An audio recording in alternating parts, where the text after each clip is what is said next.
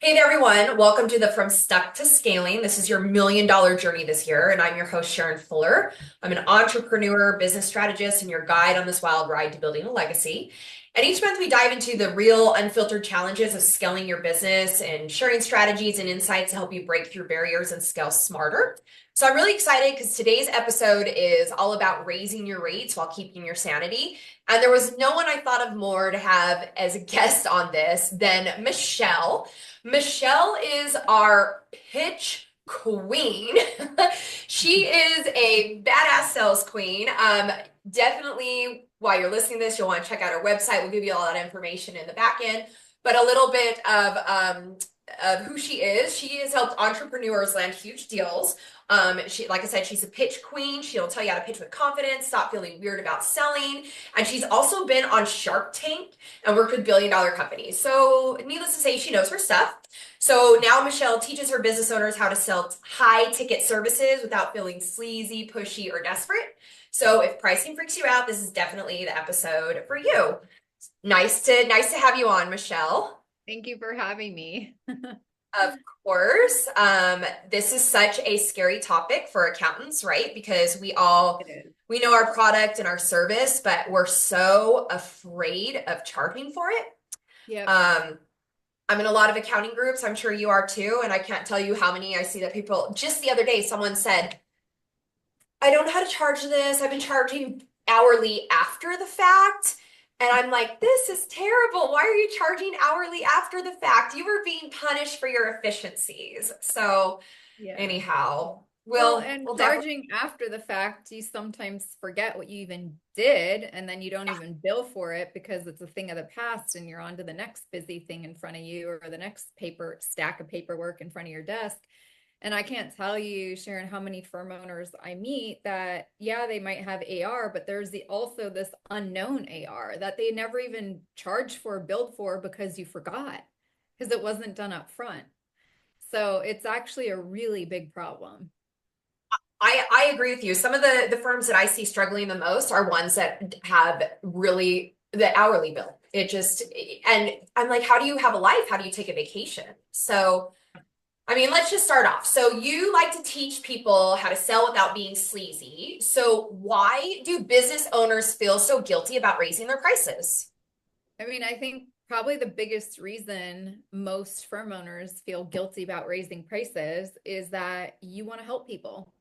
You are a people pleaser. You're probably introverted. You're scared to have those conversations, even though you're worth a lot more and you know you should be paid more. And you're grumpy looking at your bank account all the time. But at the end of the day, you're still frustrated with yourself. And then you feel guilty about not raising your prices. And I think also the biggest thing that's in your way is the fear that your clients will leave you if you raise your prices. So you have all of these elements at play between fear and helping people and being a people pleaser, and you should have done this years ago, that's why it probably never gets done. Or you're like, oh, well, I'll just raise it, 10%, and that should cover things. But then you still look at your bank account and you still say, I'm not getting paid my value. I'm not getting paid what I'm worth. My clients don't appreciate me. They still get me things late. They're not doing the things I ask them to do. But you, as a firm owner, aren't making the changes in order for your clients to up level and respect you at that level. First, we Yeah. have to respect ourselves and then we can have our clients follow. Yeah. So that's where I'm I I I agree with you. And like when people just raise their services by a percentage every year, I'm like, that's an arbitrary number. Do you yeah, back into your numbers? 10% could mean that you are 50% underpriced, right? Before you right. were 60%. So where some people are charging 10 because they know their numbers, you're like, oh, that's industry standard. Well, you're Mhm. way far behind, honey. You got to get up to it. So Exactly. and Yeah. do you think that is the biggest, is that like the biggest mind block? Like what is the biggest mind block of not raising prices? I think that's the biggest mind block I would say is the first is the fear that your clients will leave you. That's probably the biggest one. Or if you're Yeah. a newer firm owner, you fear that clients won't say yes and engage your firm unless you're cheaper than the other ones they've already talked to. So then you're going to discount your prices, you'll negotiate your fees down, you'll do something of that sort. And I'll give you a prime example. And it's not a service-based industry, it's more like hard labor, but I need to replace these rocks where my wood chips are, right? So I've asked my current gardener to help me with that. But then I was like, oh, let me look on Facebook and see what kind of rocks I can buy, if there's something similar to what I have. And so I met this guy. He said he was going to come by to look at the area that needed the rocks and how much it would, how much I would need and how much to replace it, etc. He didn't come on the day he said. He came the next day. So he came the next day, and then I had to follow up with him to ask about his price. So that's two issues that are in the forefront, right? I should never have to follow up with somebody. It's the person who you own the firm. You should be leading the process. You should be in charge. You're like the captain of your ship, captain of your plane, whichever you prefer. But the passengers shouldn't have to come and ask, how long until we land? So he followed up with me actually today, and I didn't want to wait around anymore. That's it. I Yeah. went to the rock store myself. I found two online. I just went there. I brought samples of what I needed. They had something similar. I paid for it. I'm getting it delivered. Like I just got rid of him. And he said, how come you didn't do it? I said, well, you didn't follow up. And number two, for what you were going to charge, I just went and did it myself. And then I'll have my landscaper just put the rocks down here and tell me he was going to charge. And it was significantly less than this guy. But if he were to have had a more legit sales process, then I would have done something a little bit different. But at the end of the day, he wanted to negotiate. And this is the problem. When you start to negotiate, you're lowering your value. You're lowering what you can do. And I said, look, I'm not here to negotiate. That's what you need. Those are your prices. That's fine. I need things done a little bit more timely, and I don't want to have to chase anybody. So I just don't think it's going to be a good fit. But that's what it really comes down to, Sharrin. When you have a big mindset block when it comes to whatever you're charging, you have to really look at your process. If you want to work and attract high level, high quality, high paying clients, you have to have a high level, high quality sales process. This gentleman didn't. He was very nice, great. Maybe he's too busy and was trying to take on more than whatever he could. But his flaw also became when I said, I'm just going to go a different direction, do it myself.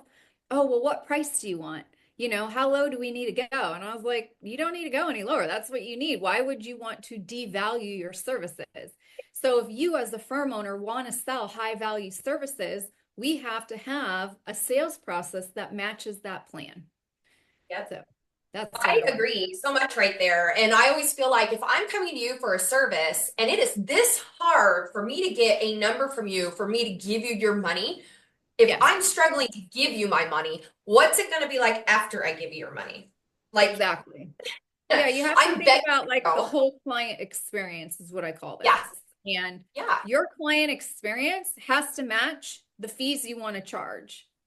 Yeah. So if you also feel guilty about raising your prices, you probably have a problem with the client experience on what do Yeah. they experience from you, the firm owner. If you're doing tax, let's say, and you never got out your organizers or a letter stating like the deadlines and due dates and everything to your clients, well, there's a problem. So Plus, that you're, doesn't hold up in court, right? When yeah, somebody's like, I see a lot of people as well. They're like, I don't have a contract or an agreement. I'm like, what's your scope of work? What are you required to do? Where does right. your liability end? Because if you have Hmm. no scope of work outlined whatsoever, you have all liability in my opinion. I mean, Yeah, I've been called militant in my scope of me work, too. but it's how many that's how we all want to be like, oh, I love clients, we'll do all the work and they're all just going to pay me well, but that's like what, maybe 10% of your client base? Otherwise the rest of them are going to push push push Yeah. because you don't set boundaries, and you're going to lose because it's everything's going to be your fault. Anyhow, we're on the same Yeah. page on that one. Yeah. um i was I was going to ask you, I know, so you'll hear a lot of accounting firms, especially, we're all afraid of marketing, we're good at the product, we're good at the service, and you'll hear a lot of them that will say, I get leads like crazy, I can hop on a call and sell like crazy. The follow-up I'm bad at, right? And I think that's where a lot of them lose it. Do you help people with that? I guess that would be more of like a sales funnel process, Yeah. right? Yeah, we cover all of that here at the Abundant Accountant, specifically in my 8-week sales mastery course. So like you said, you were militant. This is like sales process boot camp for your firm. And what I've found is that so many firm owners, I mean, you're just leaving money on the table left and right. So we have to plug up the holes. It's as if you have a sinking ship, right? Like you're the Titanic and, the first hole's poked and the water's starting to flow in. And soon you will have a sinking ship if things don't change. In some of those areas that have to change, yeah, if you're getting leads, that's marketing. If you can close the leads, great. But at what price? Are you negotiating your fees like this guy? Are you lowering your prices? Are you trying to beat out your competitor down the street? Or, what are you doing to get a client to say yes? If you have to do any of the price drops, negotiations, giving a discount, then you're doing it completely wrong. And there is a much simpler way to do it. But we, just like you have, Sharon, a workflow process from the time you onboard a client to maybe the time you meet them for their monthly bookkeeping or accounting or give them a tax return, there's a full flow process, right? Well, on the sales side, you have to have the same. From the time a lead contacts you to the time you have your first sales meeting, to the time where you're going to come up with what you're going to charge them, to the time where you're going to get all their documents. Like there's steps that you have to follow. And if you follow the steps, you can have a lot more money in your bank account. And what I would say is the majority of the people that I work with, like, tell me, Michelle, I've never had this much cash in my bank account. I just heard this from my client last week who did a testimonial with me. This is the first time in, I don't know how many years, 8, 10, or 14 years. I can't remember how long she's had her firm, that she didn't have to borrow to make payroll in January. Amazing. That's Yeah. amazing. And she put that in writing because that should be a quote Yeah. everywhere. And I Yeah, even no, have a she I put have it an on episode. video. Oh, even better.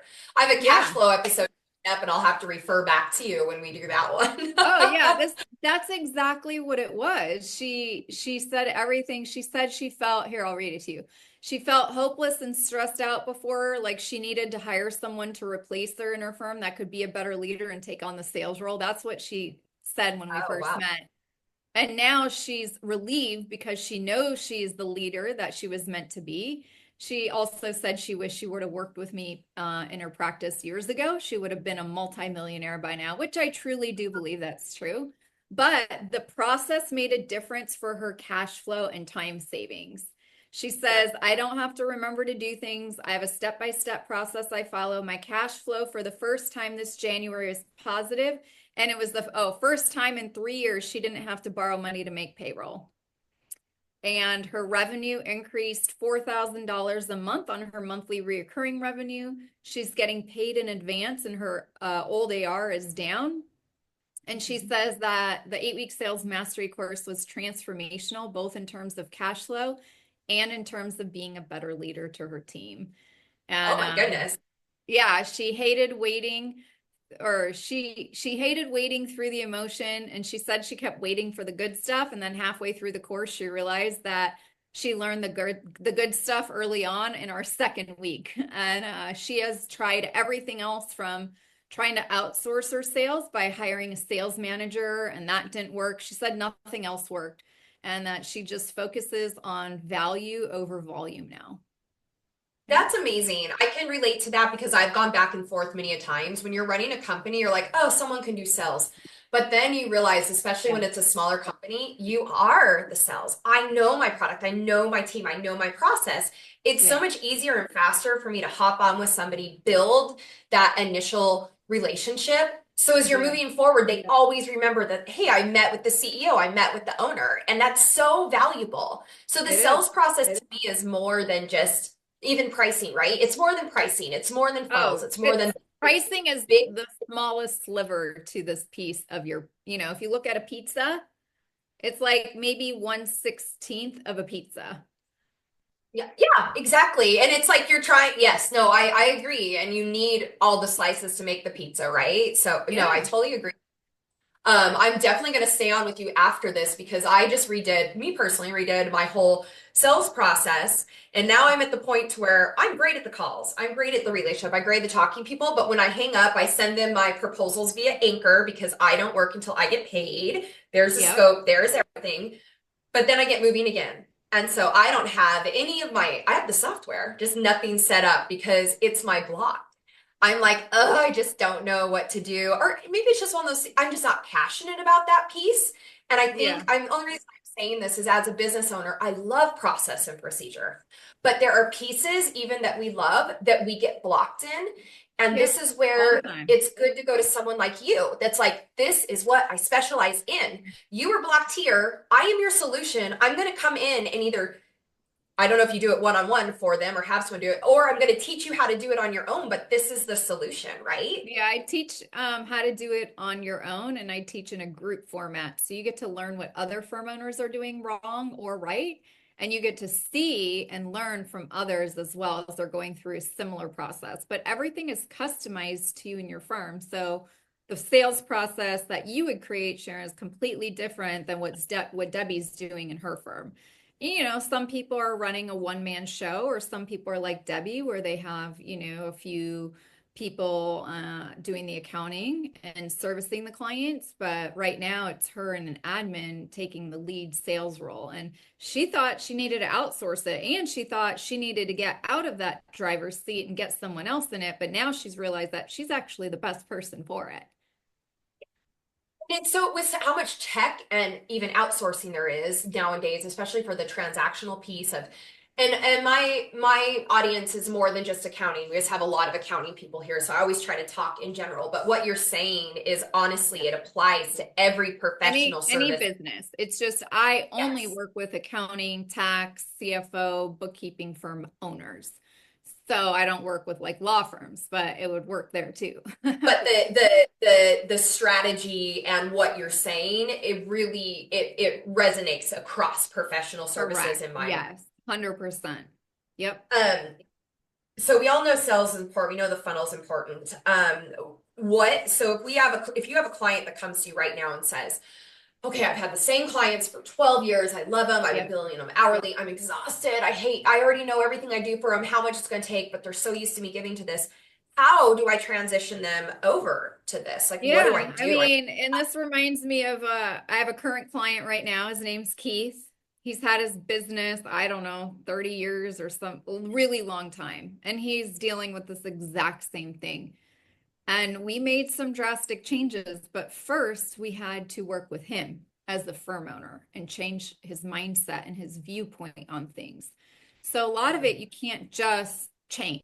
It doesn't work like that. We actually have to take you through a process to see things from a different lens. It's almost like if my glasses were dirty, I'd have to clean them in order to be able to see you. Most firm owners, Sharon, are wearing a bunch of dirty glasses. So we come Yeah. in, spray some spray on them, give you a cloth, clean them off.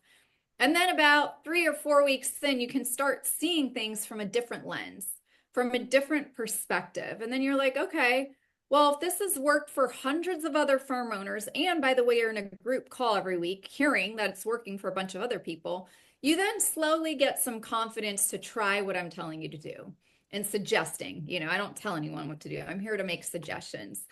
And that's really, what having coaching and accountability and transformational results is all about. And that's what Debbie did. I mean, she's had clients for years. I mean, I think she just acquired that firm that she was saying like 3 years ago, where she needed more cash flow and more revenue in January in order to pay the payroll without borrowing money. But prior to that, she's had firms, and this has been a constant problem too. So, you have to have a different mindset and a different outlook and a different perspective, but that takes some time in order to do that. And then we can go through a whole overhaul once you're on board with trying what we are suggesting, because what you have done for so long isn't working. So as long as Yeah. it's almost like, I have a boyfriend and he is in a 12-step program. You can't make a change and say, okay, I'm an addict of this and I want to make a change until you admit it to yourself. So Mhm. until you Okay. admit to yourself that you have a problem where You know your prices are too low. You know you don't have enough money saved away for retirement. You know your bank account doesn't have as much money as it should, and you've got all these other firm owners that you know who are way further along than you. Like until you admit that you have a problem, I can't help you either. So you A have to lot of fix that first. people I'm so sorry. Keep No, go going. ahead. I was gonna say, do you feel like a lot of those people are stuck in their fear? Like they're already Totally. struggling, they dug themselves into a hole and they are afraid to get out of the hole because at Yeah. least in the hole, they know what's in the hole, but they're afraid to come up for air, right? Yeah, because you get comfortable being in that hole. I've worked with a couple people like that they're never going to change. Yeah, You're going to live in your story as long as you want to believe your own stories. yeah. It, And it's what's it's crazy, up to you to it's up to you to make a change. There's people that will help you, but you have to get honest with yourself. You know, yeah, like my boyfriend's not an alcoholic, but I'll take an alcoholic as an example. There's people that will never go get help because they rather just live in their story and live, you know, and be a victim of their own circumstances forever. That's their choice. You know, yeah. I for those firm owners that want that, I just recommend you just go get a job. It's way easier, you know? Right? That's Or what I tell people. I'm like, you're yeah, losing a year and you don't want to do any of the things necessary to make this successful. Sell correct. your company, sell it to somebody who does, and go work for Yeah. somebody, but not the company you sell it to. Yeah, But they go should do let it you, yourself Sharon, like this. Go sell do whatever they have. They should it. let Yeah. you do it and step away because they're not good at running a business anyway. And Yeah. then they should just go Which get a isn't a job. bad But people. I think there's like I always say there's a line in the sand. Like at some point, totally. people need to understand. Maybe I shouldn't be a business owner, and that's not a bad thing, right? It's not for everybody, and that's okay. Just like Yep. I know I should never be an employee ever again. I just should Me never do it. too. It's bad for everybody. The same way that some people need to go, okay, I'm really good at what I do, so instead I need to find a role that lets me maybe own this department to feel like it's Right. mine, but not have to deal with all this other crap. 100%. Yeah, good. And some people, entrepreneurship is not for you. Just because you own an accounting, tax, or bookkeeping firm doesn't mean you're an entrepreneur. That you, in order to run one of these firms, you have to be able to wear multiple hats. You have to be able to do marketing and generate your own leads. That's what a partner in a firm does. You have to be able to close. That's enrollment. You have to learn how to sell. You have to be able to execute the work, do the bookkeeping, do the accounting, do the tax planning, do the resolution work, whatever that service is you provide. You have to wear multiple hats. That's entrepreneurship. Otherwise, you're just a entrepreneur. That means you should go get a job. I mean, and sometimes it's okay for people. They're like, I just want to do what I can handle. I'm good. I have my clientele, and this is what I make it a firm, and I'm happy, and that's perfect. But Yeah, I think it's when people come to you, and sometimes I'm sure you've had this in coaching people.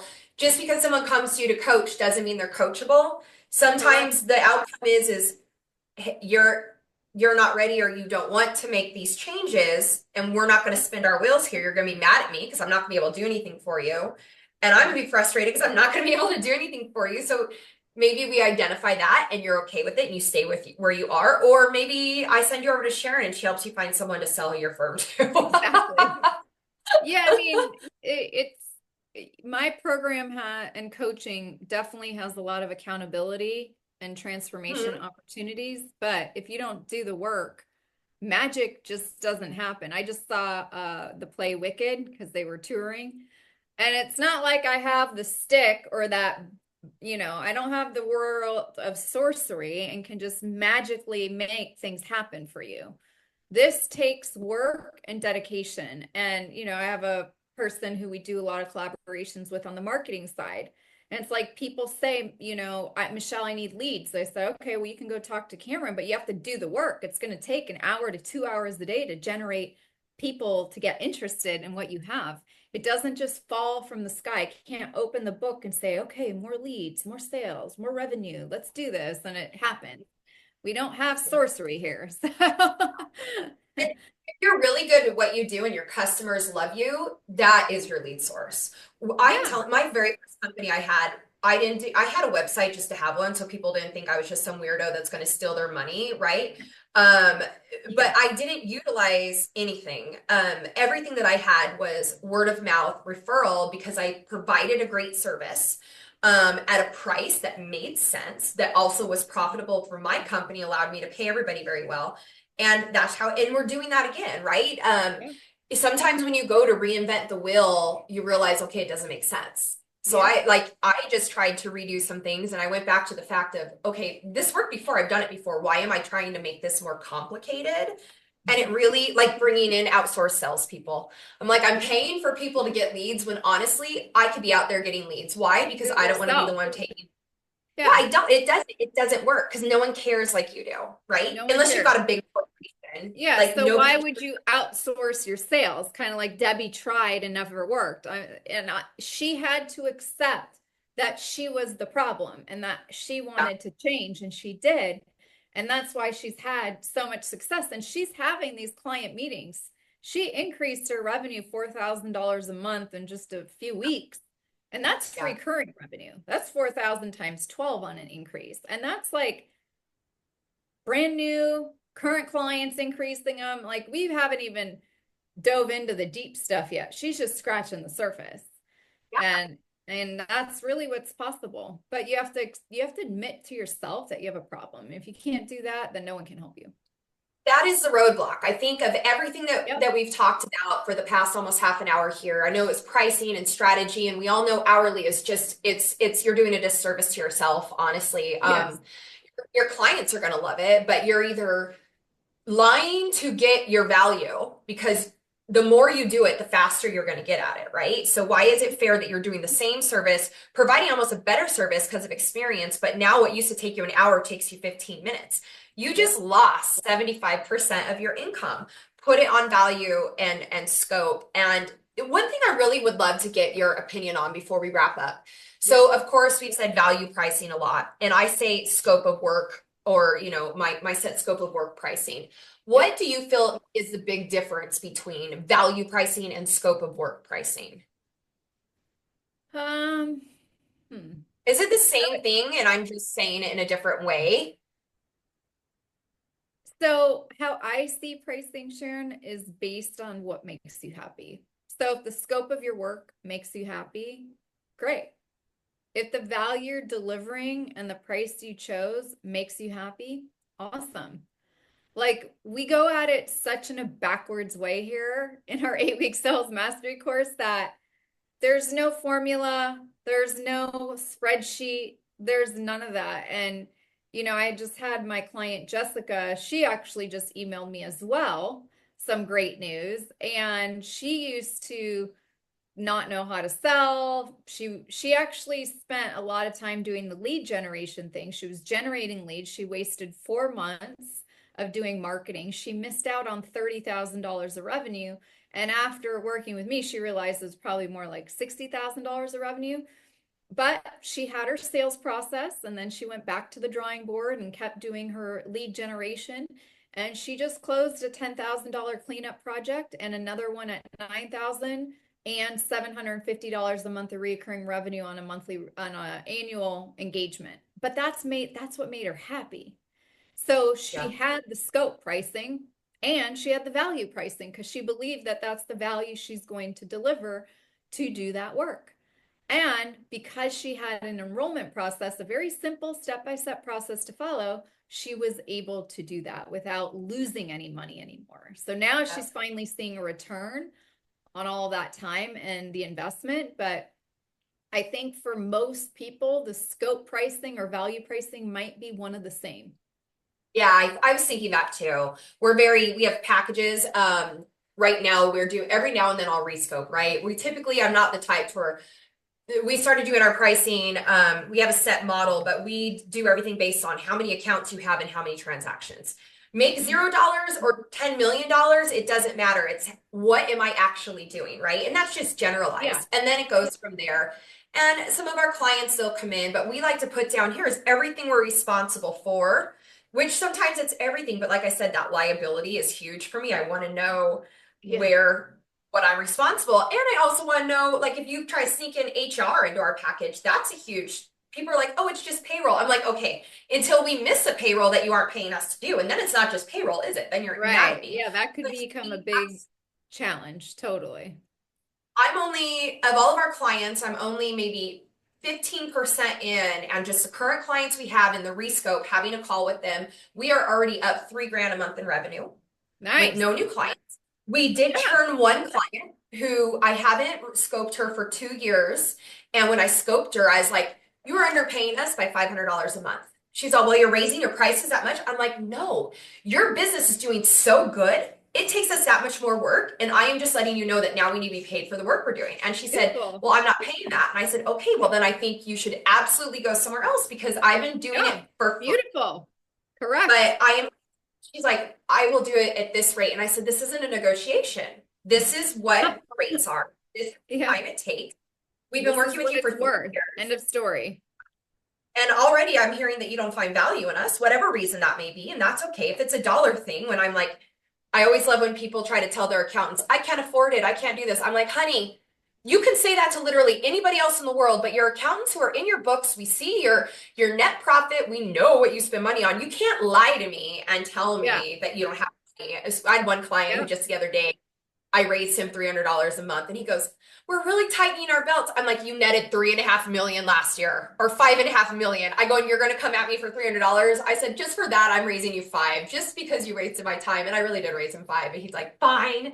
But I'm like, you can Yeah. pull I that with a mean, lot of people, not the yeah, people in your it's books. all about in the conversation that you're having with people and being able to, like you have confidence. And I think having a simple step-by-step process on what to say and how you don't have to aimlessly wing the conversation for those that don't have that confidence like you is really important.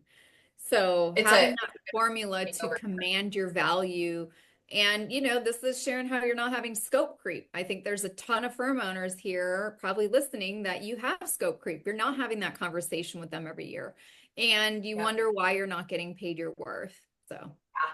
But it also, and this is my last input, it has everything to do with your agreements. Like yes. everything. If you don't have an Yeah. agreement, you have nothing to write on. And I lay everything You out have to just have an because, agreement.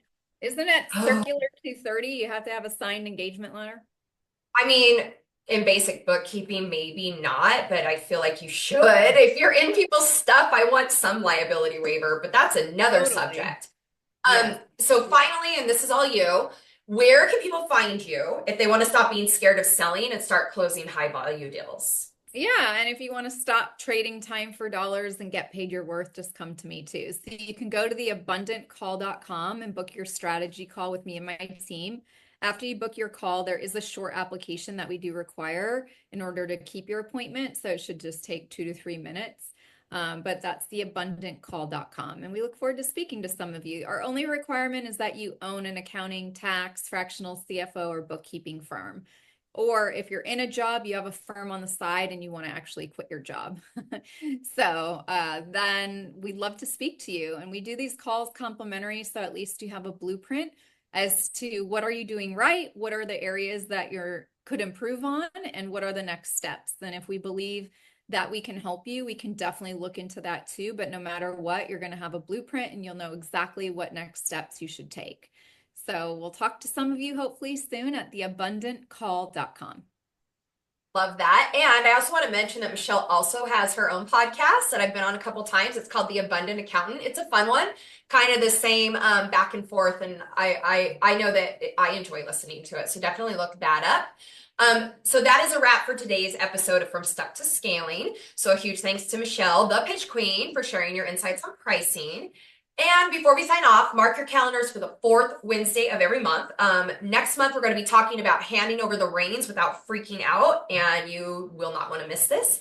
And a bonus, which I like to do for most of my podcasts if I can, we do have a handout to accompany today's discussion.